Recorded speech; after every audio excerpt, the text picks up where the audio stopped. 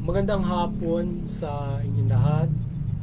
Ito po si Herbert Curia, author, host ng author promoter ng The Critics Promotion. Ang ating boses at konstruktibong kritisismo, opinyon, komentaryo at konsultasyon sa linggong ito. Kakibat ang ating pananalig sa ating banal na Panginoon Diyos, banal na Panginoon sa Kristo at gawain ng kaliwan ng kaliban ng Santa Maria, ay hinggil sa issue ng support bagong Pilipinas, peace and order, protection. Ayon sa ating PNP Chief Acorda, ay nananawagan ito sa hanay ng kapulisan na panghawakan ang tungkulin sa pagprotekta ng kapayapaan at kaayusan sa bansa. Bagkos ay kasuklaman ang kriminalidad sa paglulunsad ng kampanya ng Bagong Pilipinas. Yan.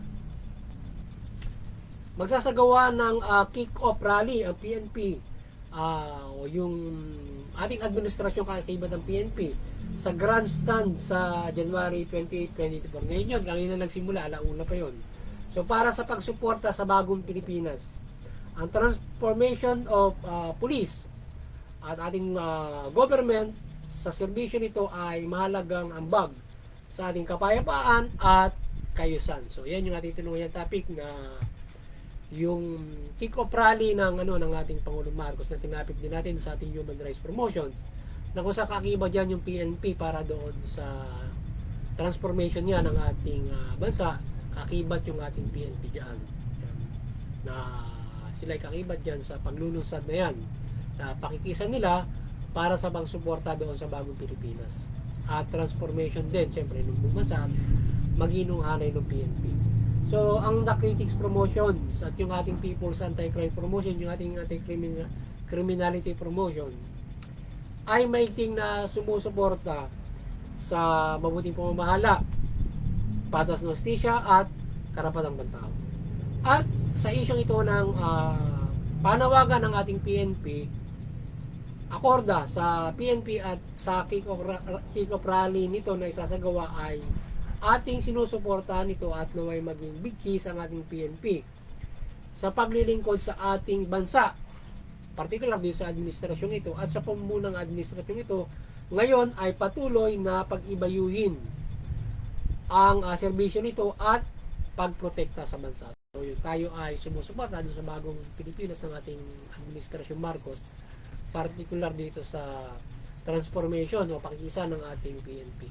So sana ito ay patuloy na yung ating PNP ay makisa doon sa ating administrasyon Marcos sa adhikain ito sa kanilang serbisyo ng kapayapaan na ito ay mapairal yung kapayapaan sa Bagong Pilipinas. So ang pamahalaan ay mahalagang sangkap ng ating lipunan o bansa. Partikular ang PNP o kapulisan sa serbisyo nito at iba't ibang ahensya at opisina nito upang may namumuno at nangangasiwa sa pagpapatakbo at pagsasaayos ng ating pamumuhay ng mga Pilipino o ating bansa at umiral ang patas na hustisya mula pagkamit ng karapatang pantao. So yun, mahalagang bagay o mahalagang sangkap ang ating pamahalaan sa lipunan bilang ating tagapamuno at tagapangalaga ng lahat mula sa kaayusan na itong ating PNP. So ito ay mahalagang bagay na yung ating PNP ay mayroon tayong mahusay na PNP, accountable, transparent, pagpapairal ng peace and order, kapayapaan sa bansa. So mahalaga yan para mapairal ng kapayapaan at para sa ating kaunlaran. Kasi kung walang kapayapaan, mahirap natin makamit yung kaunlaran kung magulo yung bansa. So ngayon kung mayroong kapayapaan ay tuloy-tuloy yung pagunlad, tuloy-tuloy yung ating kaunlaran.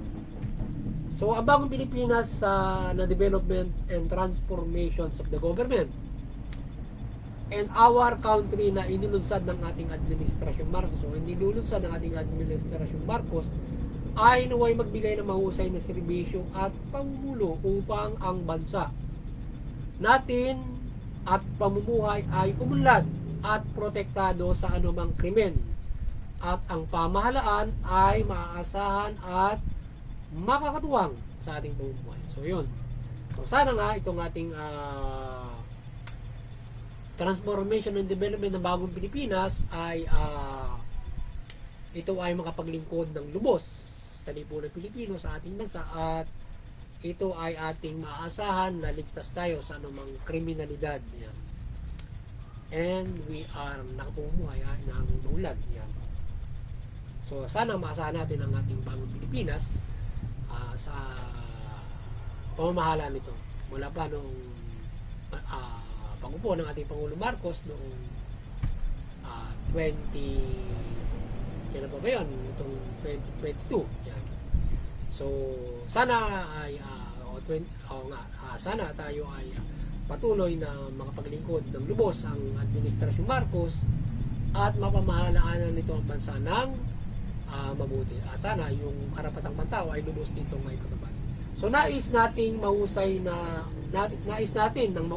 mahusay na pamahalaan dahil ito ang timon na siyang may kinalaman sa pamumuhay ng mga mamamayang Pilipino sa pamumuhay natin.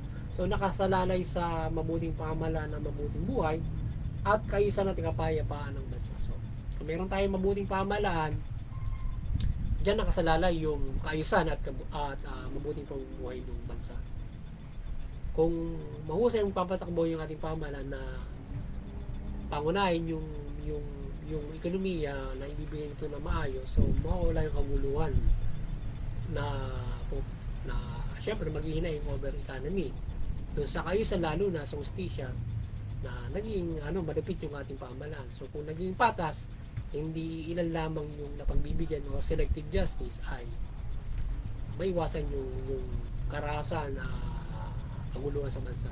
So nakapagpapatupad ng maayos na peace and order yung ating pamahalaan at hindi ito selective justice. Kaya nga ay ilan lamang yung napapaboran o nakikinabang sa serbisyo ng pamahalaan, but the rest sila ay api, sila ay napagsasamantalahan ng kapwa pribadong tao na may influensya, mayaman, kakibat yung gobyerno. So kaya dapat yung pamahalaan maasahan hindi sila mapangabuso. Kaya doon sa transformation ng bagong Pilipinas, so masasandalan natin yung pamahalaan. We hope ang ating pamahalaan mula PNP sa pagpapairal at protektahan ng kapayapaan ay dapat magpairal ng mabuting pamamahala at patas na hustisya at pagrespeto at tubag nito ng karapatang pantao upang makamit ang kaayusan at kapayapaan at katarungan o social justice sa bansa. Sakripisyo ng mga kawani ng pamahalaan mula pamunuan at mababang lingkod ay mabuklod sa pagsakripisyo ng paglilingkod para sa mabuting pamumuhay sa gayon maiwasan ang umaabuso at paggawa ng krimen at korupsyon at pansariling interes ng mga namumuno na nagdudulot ng kahirapan sa bansa at kaguluhan. So dapat yung pamahalaan ay natutugunin yung karapatang pantao. So kung merong inequality of human rights, nasasamantalan nila yung peace and order, so magkakaroon ng kaguluhan. Particular yung pamumuhay natin, kaya kung mahusay yung pamahalaan, may iwasan yung krimen at pagre-rebelde lalo na nagkakaroon ng kaguluhan. Kasi kung maganda yung pamahalaan, may iwasan yung rebellion or yung criminality from kahirapan, inequality of justice or yung inequality sa bansa, politics, economic, social. Yan, naiwasan yan yung rebellion o yung kaguluhan compare doon sa politika, yung pamahala, ekonomiya, yung pamumuhay natin sa ating pamumuhay at yung social civil kung paano tayo nakapamumuhay, na tayo ay hindi sigil sa bansang ito, malaya tayo at naayos sa karapatan yung ating pamumuhay, hindi tayo sarado ang mga bunganga sa ating kagaya ng ganito, tayo nakapagsa sa boses at hindi ito nasisigil ng mabalasik at hindi patas na pamahalaan in rights. So sana kaya tayo ay umaasa na yung ating pamahalaan ay sila ay nagsasakripisyo sila na hindi kung ano man yung halimbawa serbisyo, kung ano na nakuha sa serbisyo, sacrifice, halimbawa gano'n lang yung sahod, kasi nga, para maiwasan yung mag-corrupt. Kasi kung yung nasa pamalaan ay hindi magsasacrifice to serve at pamunuan ito para maayos tayo, kukurap. Pag nag-corrupt, problema, naghihirap yung Pilipino, at hindi lamang doon sa pondo para matulungan yung mga tao, kundi doon sa pang-ekonomiya rin, na kung paano pamamalaanan yung bansa, kung paano halimbawa mangingisda, ilan lang yung pwedeng mapaboran na makapangisda, lalo na lang kung wala kang puhunan para mangingisda. Kung ikaw ay magninegosyo or magtatrabaho, or ilan lamang yung nakapag-cultivate, yan, halimbawa mga ganun. Tapos yung nakapag-cultivate, na-apektuhan pa yung iba. Kapag mayroong inequality of that, special economy, nagagawa yun kasi yung iba nagko-corrupt, pinababayaan nila sa pamahalaan, so naapektuhan yung marami. So corruption and abuse, kung hindi magsasakripisyo yung mga nasa pamahalaan. So yun, syempre kung may pera na, kahit mabuso sila, manamantala, kung mapapakinabangan nila yung tungkulin nila. Kaya kung walang sacrifice, maaaring mauwi sa ganung mga bagay. So ngayon ang patas na pamahalaan at ipapatupad nito ay nasa kamay ng mamamayang Pilipino o pangunahin. Ngayon ay nasasamantala ito ng mga abuso sa pamahalaan na itinatag na manatili ang hindi patas sa bansa o inequality in politics and economic, social, civil, and cultural issues and human rights.